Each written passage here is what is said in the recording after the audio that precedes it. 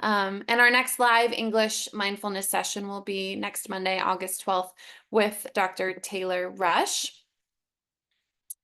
Always want to thank the Light of Day Foundation for their support and the Parkinson's Foundation. Thank you, Light of Day.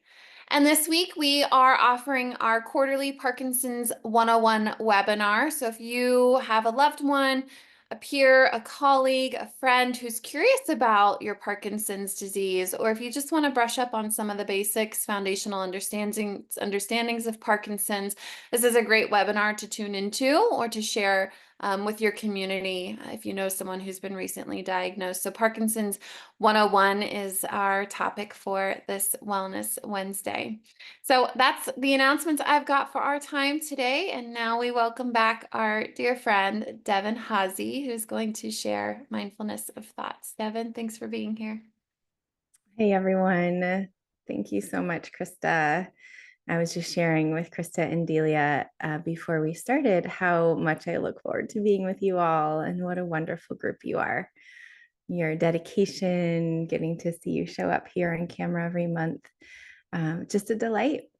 And it's been a couple of months since I've been with you. I know you've had Nico sharing practice and thoughts. And so I'm very happy to be back. For this session, we're going to actually work with mindfulness of thoughts, mindfulness of thinking, can be mindfulness of ideas, the mind can be very creative. So we can bring our meditation practice to all the ways the mind is creating thoughts, is remembering the past, the way the mind constructs the future with all of our planning. And often I think in mindfulness circles, we get the idea that meditation is actually about clearing our mind of thoughts. It's about getting rid of our thoughts, that we're good meditators only if we can just clear the mind and have the mind be like a big open space, which happens sometimes. That's great, not knocking that non-thought. But really in this kind of mindfulness meditation, the idea is not to get rid of your thoughts. It's not to stop the thinking mind. It's really not to judge the thinking mind. Sometimes we say that the mind secretes thoughts the ways that the salivary glands secrete saliva. That's their function. That's their job. And the mind does this for us really well. We have to be able to think in order to plan our lives. Our intentions are so important. So we need to know, the thinking, it's useful. We want our minds to function in this way, not bad. But the game changer is when we can become aware of that. It's because so often we get lost in the thought, we get lost in the storyline, and it spins us around.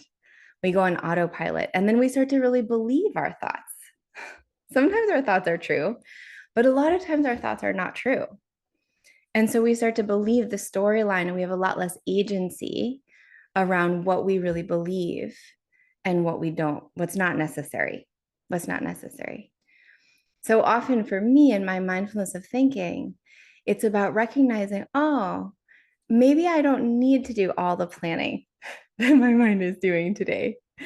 I can say, even in my own meditation practice this morning, I sat for half an hour and I watched the mind just circle again and again. Okay, today, so I'm going to teach for Parkinson's, and then I've got 3 other Zoom meetings, and then I'm going to go meet with this. But it was like the to-do list. Do you have that experience ever? And the mind is just like reviewing and reviewing. When I could be mindful of that habit, instead of getting caught on the ride and really being driven by the anxiety that's like, got to make sure I get everything done, there's more space to decide, I'm just going to come back to the body right now. I don't need to think for the 12th time about what I'm doing today. That actually what's happening right now in the body is there's some stillness, there's breath happening. I can know there's like trees outside, and it's kind of a muggy day here in Madison, Wisconsin. So it kind of opens up my reality, not to get rid of the thoughts, but to know there's a lot more going on here in the moment. And when I am in the moment, when I catch myself thinking and I can come right back to this presence right here, there's actually a deeper kind of satisfaction. Have you felt that? That when we're really present for ourselves in the moment, even present with the fact that we're thinking, there's a quiet well being or satisfaction, even if the moment isn't perfect. We like being here with ourselves. We like that kind of presence. And so that's how mindfulness helps us. It helps us kind of unlink from the thinking mind, not to stop the thoughts, but to give ourselves more freedom around how we're relating to those thoughts. So Viktor Frankl has a famous quote some of you might be familiar with. He says, between stimulus and response, there is a space. And it's within that space that all of our freedom lies. That's this agency I'm talking about. Between thoughts and believing them, there's a lot of freedom to decide, okay, how am I going to relate to the thinking? Do I just follow the restlessness? Do I get all caught in my resentment for something that happened years ago? Or when I'm mindful, can I just come right back and notice, okay, I'm just thinking. And the birds are also singing outside. And I'm also drinking this lovely cup of green tea. So we open up to more reality besides just the thinking mind. So should we practice them together? We'll just do a short practice. And just to know, this is the formal meditation we'll do together today, but you can do this throughout your day. Thank you so much, Krista. Lovely putting this quote in the chat here. Between stimulus and response, there is a space. In that space is our power to choose our response. In our response lies our growth and our freedom. That's exactly it. So we're choosing how we relate to our thinking mind. So formal meditation, and then we'll talk about how we can bring this into our day-to-day, just as we move through our days. Okay. So I know many of you on this call are seasoned meditators. You might already have your posture. If you're new, just offering you a very warm welcome here. And in this kind of meditation, it's nice to have a balance of both upright, a kind of awakeness in your body. So sitting up, you might even stand. If your body is sore from sitting, you can stand up. But it's also nice to balance the awakeness with a sense of ease. So if you're sitting, feeling the support beneath you, making sure you have a pillow behind your back or under your arms so that your body feels supported. And this is such an important part of the practice, that we're learning how to support our bodies, our minds in a way that's deeply compassionate, that's kind to ourselves. So if you are in a posture that feels relaxed and also alert, you might take a couple of deep breaths. Good, I see many of you adjusting. Often, if we're uncomfortable in our bodies, our minds are tuned to the discomfort. But in the beginning of meditation, just invite you to find a place in your body that maybe feels neutral, not painful. Or maybe there's a part of the breath that feels pleasant, easeful, relaxing. Noticing feet on the floor, your seat on your cushion. Just letting yourself receive the posture. I'm in this human body right now. Not perfect, but it's just as it is right now.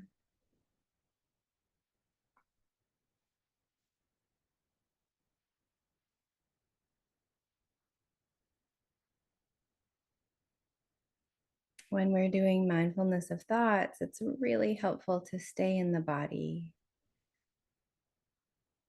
So if your body's asking for your attention, very welcome to just stay with the simplicity of the posture, of the breath.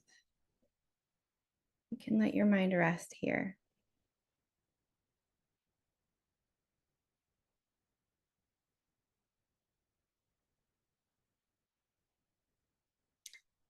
And if you're finding that your mind has a lot of thoughts today, from this place of staying in your body, just inviting an awareness of the thinking mind. So, in this practice, we're going to notice that space that we can be mindful of the thoughts without getting caught in them. So, the metaphor that I also like to use when I'm doing this is it's like I'm sitting on the bank of a river. And you might just imagine that right now, that however your body is sitting on the couch or the floor, maybe standing, that you're on the bank of a river.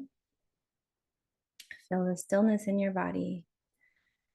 And then you can watch the flow of your thoughts, just like you would watch the flow of a river.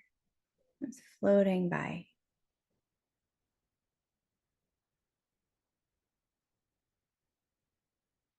So if there are thoughts that are catching your attention, see if you can stay on the bank and just notice, oh, I'm planning, I'm remembering, I'm thinking of somebody in my life, I'm solving a problem.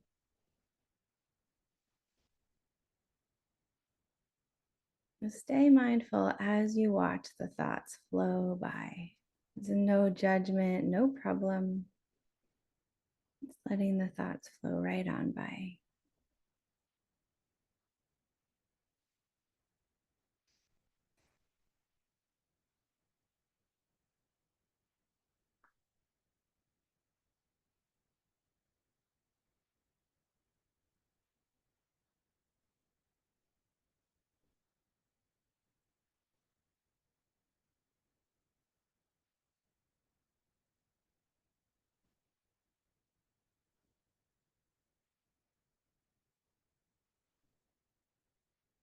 And of course, we do get caught in our thoughts. So if you notice that you've fallen into the river, and we just notice, oh, I'm all caught up in my plan or thinking about my person or a situation.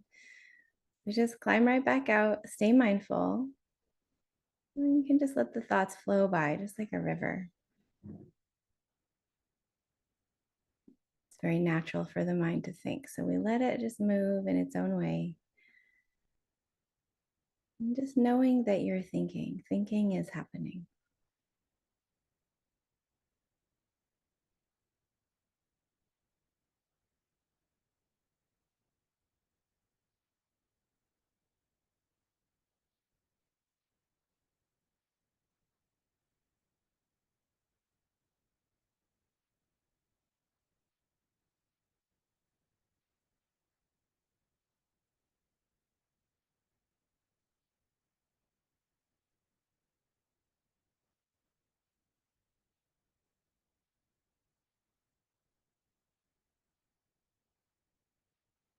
As we're mindful of our thoughts, you can notice certain thoughts might have an emotional valence.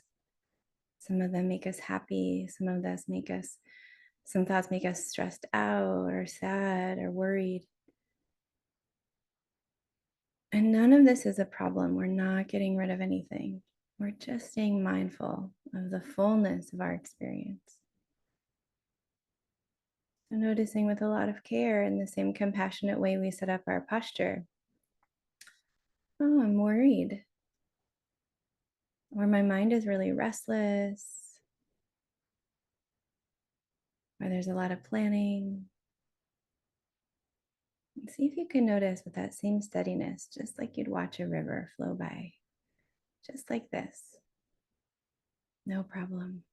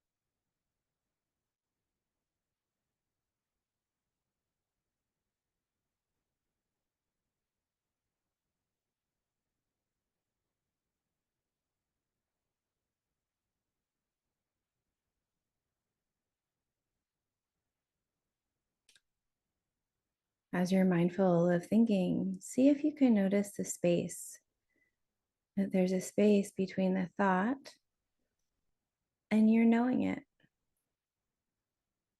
You're not the river.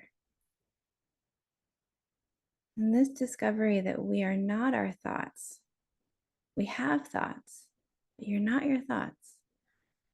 That's the freedom. See if you can notice that as we keep watching them.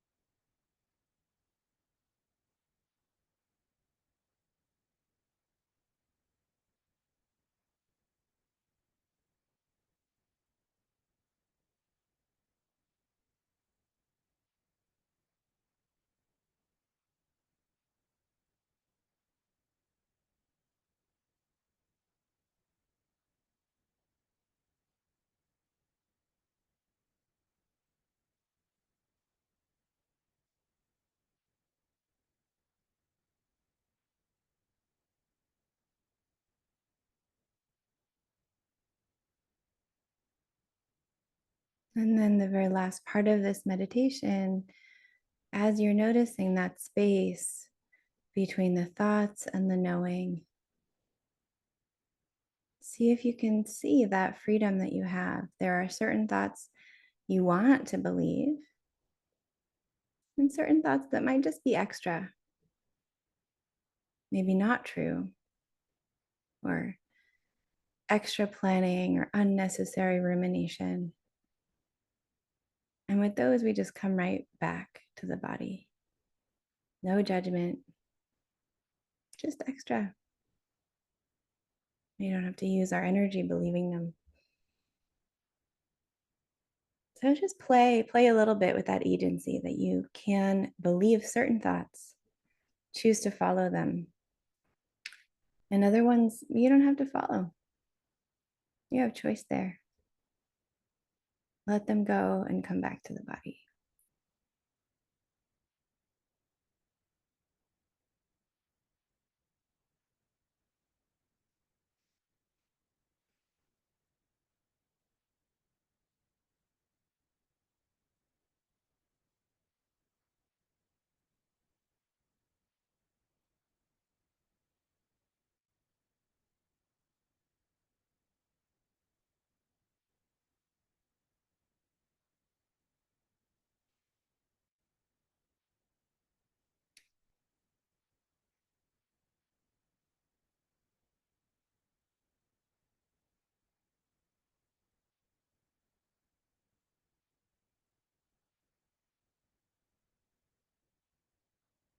As we do this practice, you might notice that there's a kind of harshness in your mind, that sometimes we get judgmental about our thinking mind.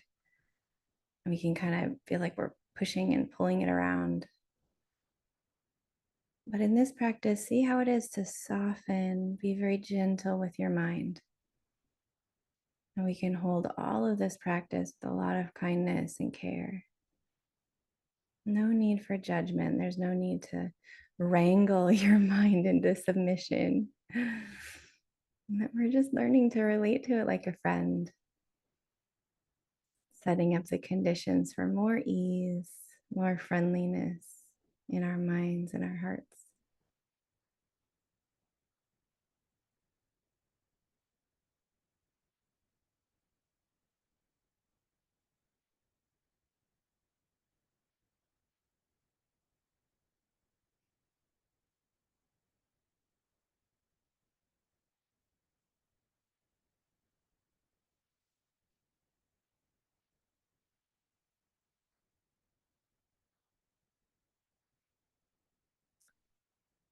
Okay.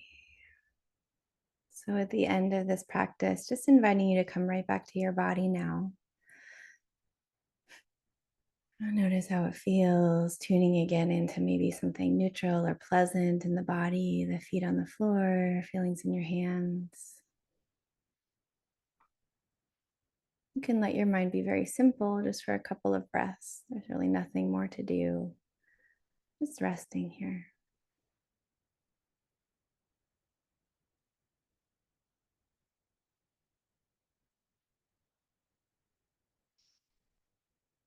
Okay.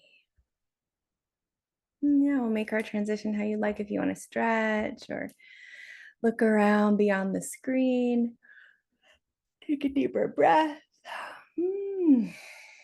Very good. Okay, so I do want to say a couple of things about taking this into your informal practice off the cushion. But first, maybe I'll just invite in the chat. I'd love to hear how that was. What did you discover? How was that practice for you? Was it easy? Was it difficult? The questions that you might have. I'd be very curious how that went. So I'll just give a moment to gather some reflections in the chat.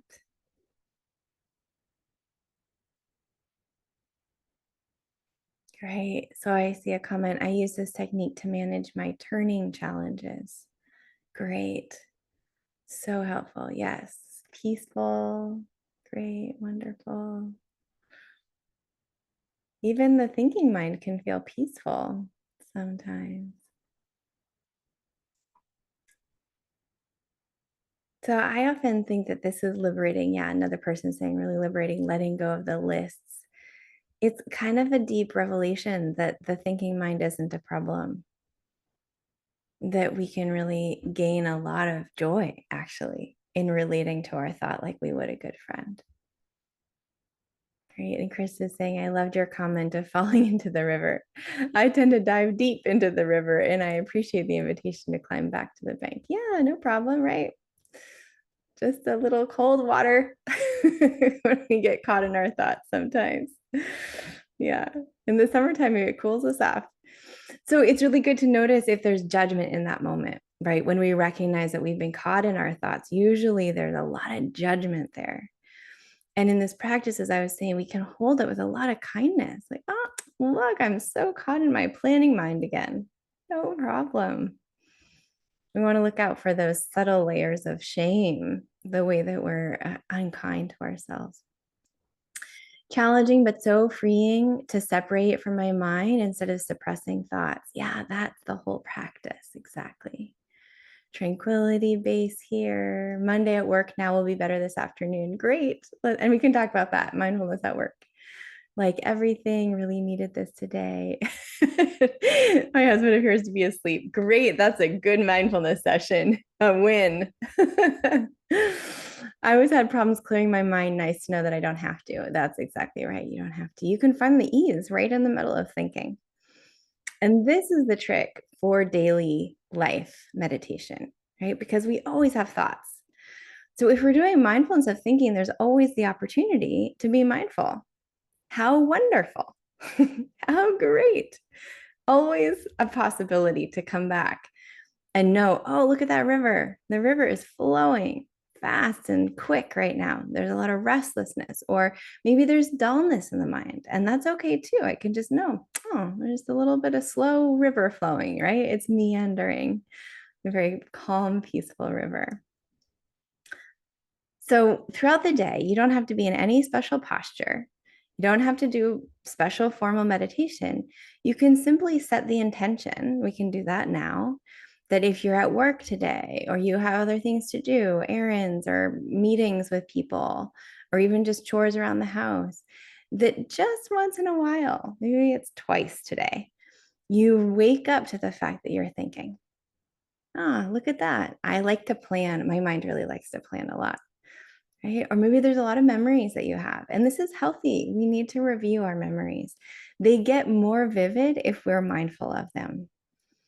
And usually, what I notice is when there's a kind of nostalgia or remembering, I'm not with my family. My parents live in Oregon and they're aging, and there's a lot of sweet kind of memories I have of my family. When I'm mindful of that remembering, there can be a lot of appreciation. Oh, look at these beautiful memories of the past, right? Sometimes they make us sad. That's true too. But mindfulness, that space between stimulus and response, we can choose to live with this attitude of gratitude. Oh, wow. So many beautiful memories that my mind, is offering here. Same thing with planning. Planning might be restless and anxious, but it could also be how wonderful. I have all of these emails to write today. And you can practice kindness with all the people we're sending our emails to. So that's the freedom that we can choose how we're relating to the world. And there's so much well being, as many people in the chat are saying, right? There's well being here because we're living in alignment with our values. So if our values are about being awake, about being kind, about showing up for people in the way that we want to show up for them or for ourselves, this is the game changer, right? We can be more aware of like, oh, I actually want to be appreciative of these thoughts. I want to show up with these kind of thoughts in this meeting, right? So that's all the freedom. Okay, we just have a few more minutes. I'm seeing more comments come in, so I'm going to read some. A great change for conversation after the morning chi practice and Bible study startup. Wonderful. Yeah, I like chi practice, maybe qigong, different practices with energy. Hoping to be able to use this when I lose my train of thought while speaking. Yes. And we really do. So mindfulness of speaking is very similar to this, right? Because we usually just we're caught in the river of speaking. But you can take a little pause. Sometimes that means taking a beat, pausing with the speaking and noticing, oh, I'm speaking. How do I like the tone of voice, the pace? What's the energy, the quality that I'm bringing to my voice? Is there kindness in my voice? Is there an intention to connect? Again, all of this agency in how we're relating. Gratitude for gratitude today. How wonderful, Julie. That's so good. This reminded me I'm a spiritual being having a human experience. Very true. And mindfulness of thoughts, like mindfulness of emotions and the body and forgiveness and kindness, all the practices we're offering helps us learn what it means to be human. This is really important. Yeah. Okay, friends, I just love being with you. Thank you so much for your practice. I know we're wrapping up here, but I think Miko will be back with you next month. And in the meantime, you have all kinds of mindfulness Mondays planned. So a lot of gratitude to you, Krista, and to everyone today. Thank you for coming. Thank you for your really deep reflections in the chat, your input, and I'll see you in a couple months. Okay. Take care, everyone. Appreciate you, Devin. I'll see you guys next week for our mindfulness session with Dr. Rush. Be well. Until then, stay present and stay mindful. See you soon.